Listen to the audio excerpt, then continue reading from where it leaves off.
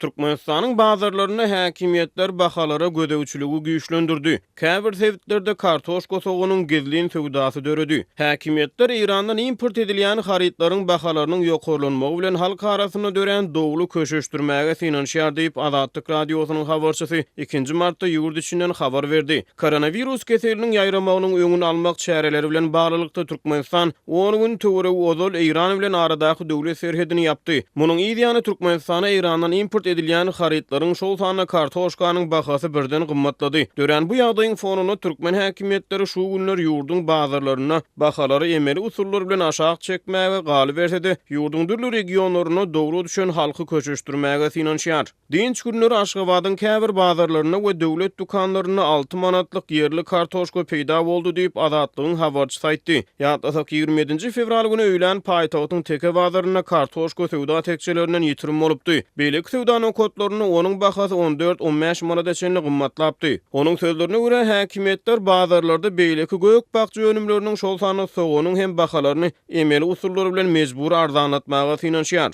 Soňky günlerde soğunyň bahasy 5 manatdan 13-14 manat eçenli gymmatlady diýip habarçy maglumatyň üstüne getirdi. Azatlygyň ikinji habarçysy duşenbe güni paýtagtyň Daşowut bazaryna kartoşkanyň 1 kilogramynyň bahasynyň 4,5 manat eçenli aşaklanyny, parahat etrapçysynyň bazarlaryna onuň 7-9 manatdan satylýanyny habar berdi. Azatlygyň ýene bir habarçysynyň ýurduň Lewap welaýatynyň duşenbe güni ýetiren maglumatlaryna görä, Faraw etrabyny häkimiýetler bazarlarda gök bakçy önümleriniň bahalaryny mejburi düşürmek çärelerini güýçlendirdi. Ýöne muňa garamazdan onuň maglumatyna görä hususy sowdada kartoşka 16-20 manat aralygynda, soğan 10-15 manat aralygynda satylýar. Paýta ýagy 15-18 manatdan gizlin satylýar. Balkan welaýatyna da häkimiýetler gök bakçy önümleriniň bahalaryna gözegçiligi güýçlendirdi. Balkan abadyň polisiýa işgärleri daýhan bazarynyň satyjylaryndan kartoşkany 5 manatdan, soğany 3 manatdan satmagy talap edýär. Balkan abadly sowdagärler kartoşka soğan satmazlygy makul hasaplaýar diýip habarçy aýtdy. Beýleki tarapdan satyjylar bu harytlaryň açaçan sowdasyndan gaça durýan wagty şäherde käbir ýemit önümleriniň gizlin sowdasy ýola goýuldy. Gizlin sowdada kartoşka 20 manat, soğan 15 manat, 1 litrlik aleyna güne bakar ýagy 24 manat, daşary döwletlerden getirilen unyň 1 kilogramy 14-15 manat diýip habarçy aýtdy.